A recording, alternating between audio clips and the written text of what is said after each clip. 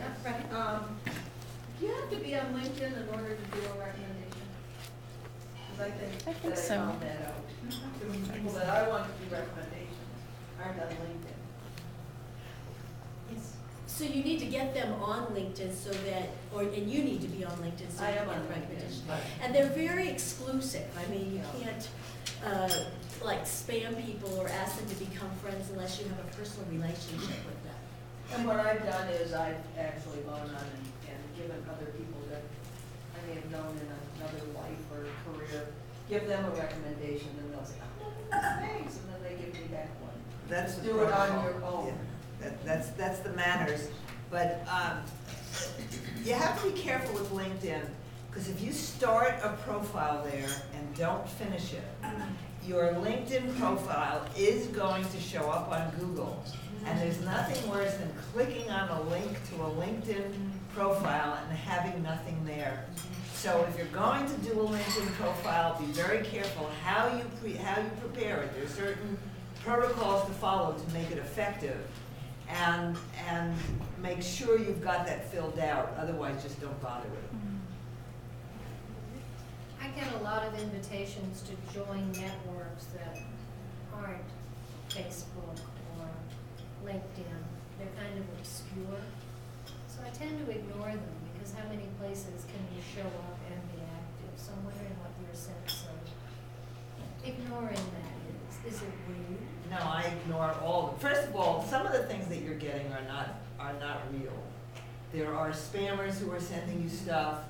I get an awful lot of invitations to Facebook from people who are already my friends on Facebook. Sometimes their whole contact thing is being uploaded. I don't bother with anything other than Facebook, Twitter, and LinkedIn, because you like Plaxo. I'm on Plaxo. It's, you've got to decide how you're going to spend your time, and I think that it's, there are specialized networks for authors and there may be one for speakers, the Ning sites, but I think that you've got to be careful how you're spending your time, because otherwise it could become too, it's just too thin. I think that you should, first of all, the work is basically the same. You have an updated resume with all the information about who you are. And you set it in the sites that you decide that you need to do. With these dashboard tools like Ping FM, you can stay in touch with people so it looks like, I don't log into Facebook every day, but I spend 5 minutes uploading one short message to Ping, and boom, it goes to all my social networks.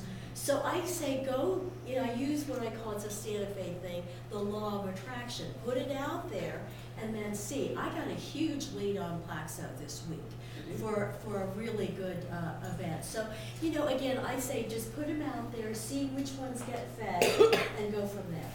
And you have, but the one thing you do have to pay attention to is your contacts.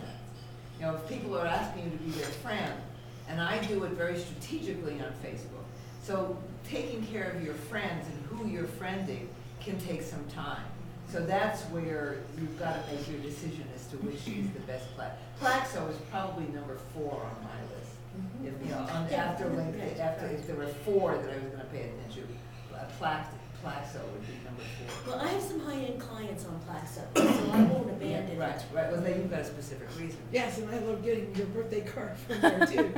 I think what you said before, though, will give you a clue to who to accept, and that is that when you sign up for Ping.fm in order to update all your sites, it gives you a list of like the legit sites that you can pick. So that's a good way to know that it's not something shady.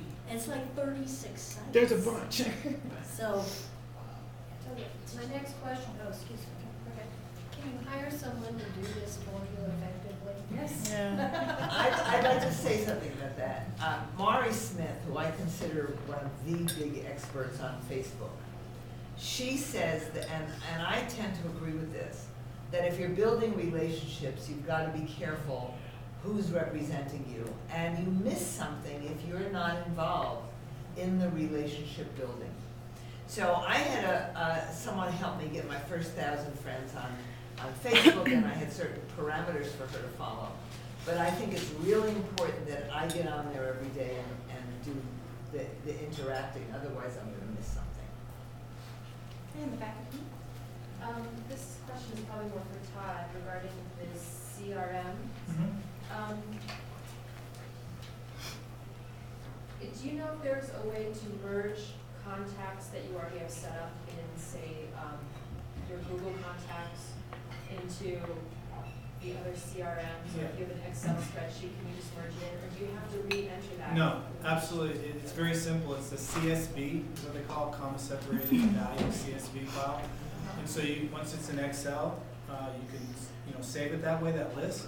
And all the CRM tools allow you to import that entire list in there like that. It takes like seconds. Okay. So you literally just go to Excel, it will show you how to save it as a CSV file, and then you'll do whatever CRM tool you're using, you'll say import something, and you just go through the steps and all that will be imported seamlessly. Right. So- And then the advantage of using the CRM tool versus an Excel spreadsheet is that you can have many more notes as far as. Well, as far as that's what- part of it. More is you can have reminders set. How do you set a reminder in Excel? Okay.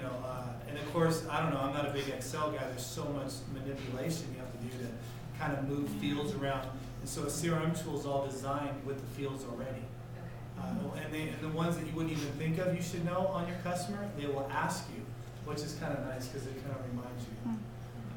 If I could say one thing I want to say real quickly about the flip video, I would encourage everybody to use video.